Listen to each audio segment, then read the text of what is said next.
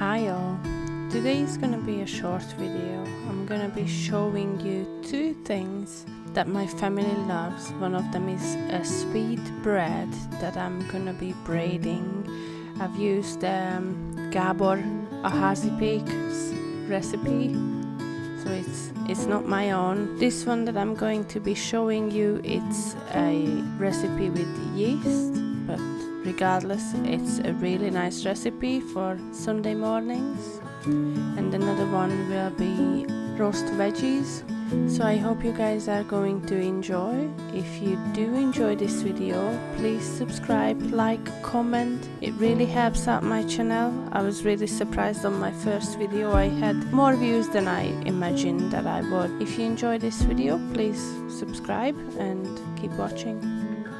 So as you saw me, just added the flour in a pot. I'm warming up some milk, measuring the sugars, and there was some milk in this jug, so when I pour it into the flour, I'll have some left over inside the jug, which will help for the yeast to kind of rise quicker, because I'm going to put the yeast, the active dried yeast, into the milk, which is gonna help it just activate a little faster whenever it's been mixed into the flour. I'm measuring the butter.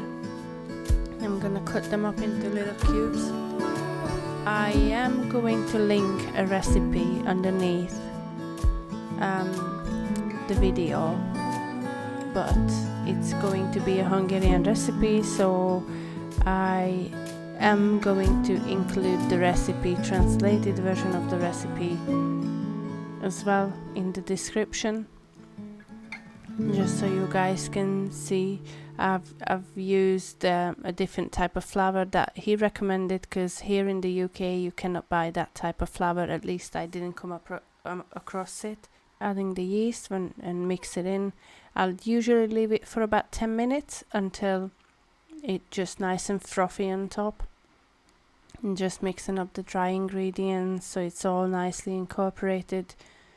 Adding in, this is some vanilla sugar, which I have started to make my own, but it still needs more time. So in the meantime, I'm just using some from, we were in holiday, we just got some from Germany, and then adding in the yeast and milk mixture.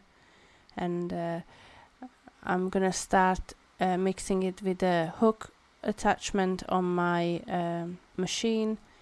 It is a really old machine. It's about 9 to 10 years old. It's not the best, but it still works, so I don't want to spend hundreds of pounds on a KitchenAid, although I would love to have that. I just cannot justify the price just yet.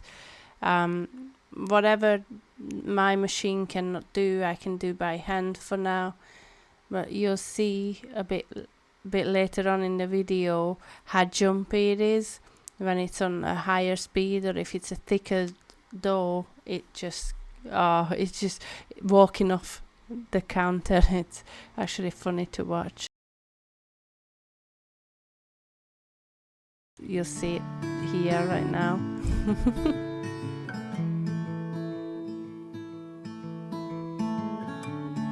So yeah, I just mix it up for about 5 to 10 minutes and then slowly incorporate the butter. Now I cut some bits out here, but I add the butter in small increments, and then I wait until it's incorporated, and then add a little bit more butter, incorporate it, and then so on and so forth.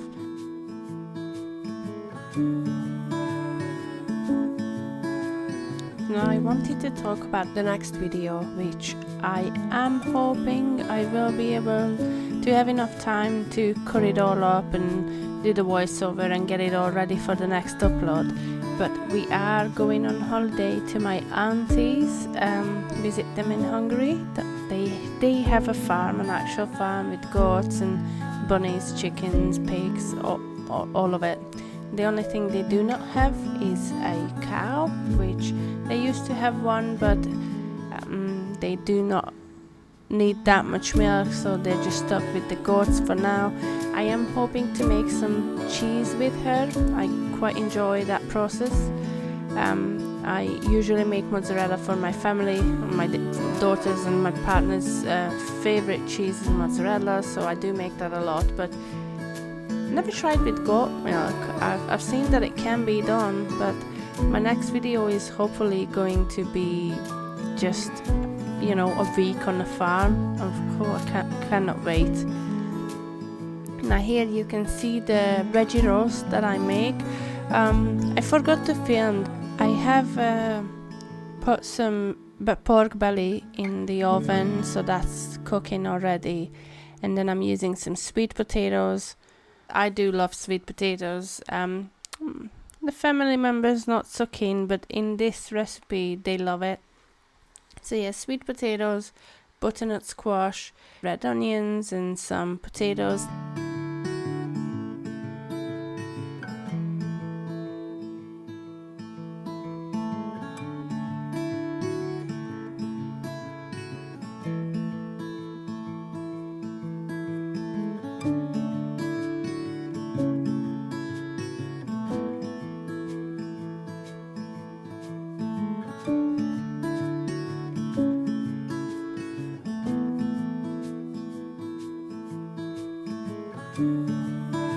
In the meantime, I'd love to hear from you guys. What are the ways you can make the veggies that your family is not that keen on, and to make it into a recipe that they're happy to have? For us, it's this. My partner and my daughter, they're not so keen on either sweet potato or butternut squash. I love them, but they're not so keen. But in this one, they actually quite enjoy it. I think it's just overall the taste. That's what I was talking in the first video, is how different ingredients merge into this beautiful thing that you're making. Yeah, so just mix it up. I needed to use up this pepper. I do like to add pepper in this, but I don't always do it, and it can be made with different veggies that you have lying around. Sometimes I don't have no potatoes, I don't put that in, or if I don't have butternut squash, I leave that out. It's quite an easy recipe that you can just look around in the fridge and use whatever you have. I quite enjoy these ones that you just don't have to have a certain set of ingredients. You can just choose and go around your fridge and pantry and choose whatever you have or whatever you need to use up the quickest. And you can just use and adapt the recipe to what you have in the pantry.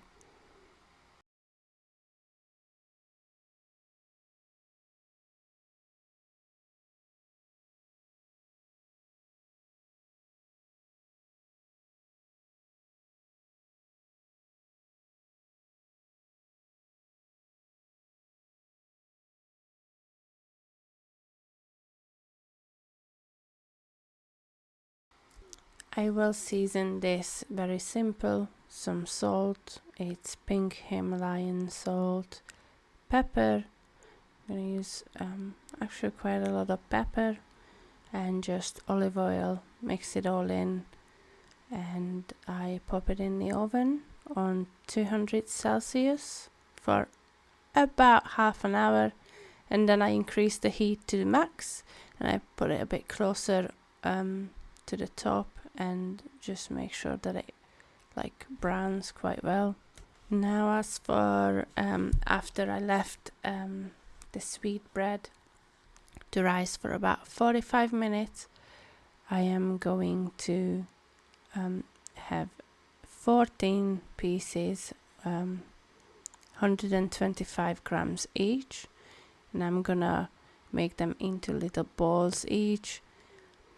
It's important to make 14, though if you do not want to do, because I didn't love the top 2 braid. It's gonna be 3 different braids stuck together, so the top braid is actually a twist.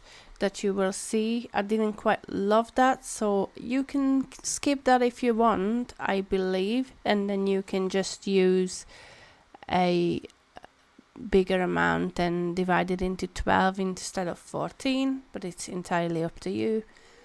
And I'm just covering this when I just make it into little long sausage shapes, pushing the dough down with your thumb. You just pull the dough through, push it in, as you can see, and make it into a sausage shape. And it doesn't, you just have to leave it for 5-10 minutes to rest. And after that 5-10 minutes, the gluten is relaxed enough that you can roll it into long shapes.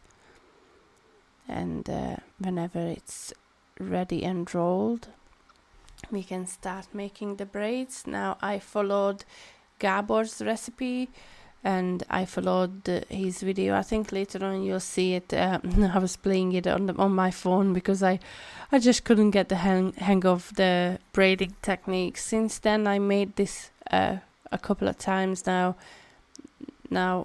I can do it, but it just took a little practice of doing the braids. See, I'm just not sure where I'm placing what, but I got there at the end.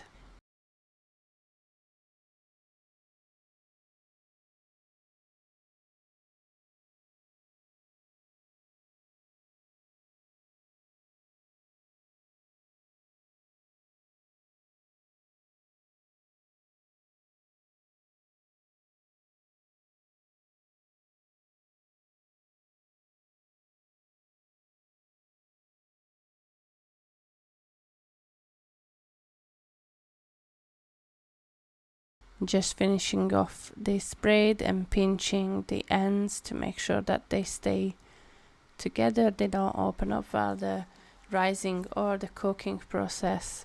I left this to rise a little longer, though it did turn out still good. I just had to pop to the shop while this was rising. You have to make a little indent in the middle, so just getting the dough ready for the second braid to be able to place it in the middle. Now I realized I cannot do it in a baking pan, so I had to move it out and then roll it on the table. And you can see the table wobbles. It's because it's actually a normal kitchen table. I'm in the process of I was in the process of putting feet on it. Until then it was just standing on some wooden blocks, and that's why it's a little wobbly. Now this is the second braid. I had quite a bit of trouble. You see, I didn't know where to put my hands. Oh, the other way around. But I got there at the end. You just keep twisting it and twist one over the other and place it down. You always work with the top piece, twist them around in an S shape, just twist them around and put it down.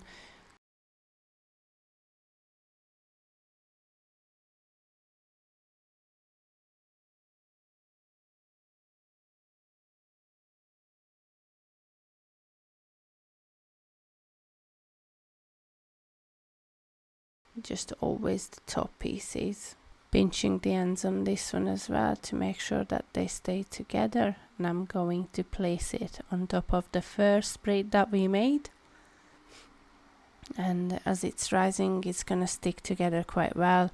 As you can see that I'm watching the video right there, I'm following the instructions, and then now I'm making the twist. Now this one, it just slipped on mine, so when I'm taking this out of the oven, you can see it's a little crooked. It still turned out beautiful. I liked it's this sweet bread called Kalács. We usually have it for Easter, but we love it for Sunday mornings. I quite like it without the braid, the last braid, twist braid that we made. And here I am putting on just egg whitewash. I put in a little bit of yolk as well to make it a bit more yellow, and before cooking I'm gonna brush it. Oh, there you go. That's the pork belly. Just showing you there. I forgot to show the pudding in part. And then baking the veggies. So before I put the kalács in the oven, I brushed it with the egg yolks so they're nice and yellow. So during the cooking process, it's gonna be a beautiful brown color. Now I forgot to film a video when I was cutting it up, but I do have some pictures of the finished product, so I'm gonna place them here. Thank you for watching. Don't forget to like, subscribe, leave a comment if you would like to, and I'll see you in the next one. Bye.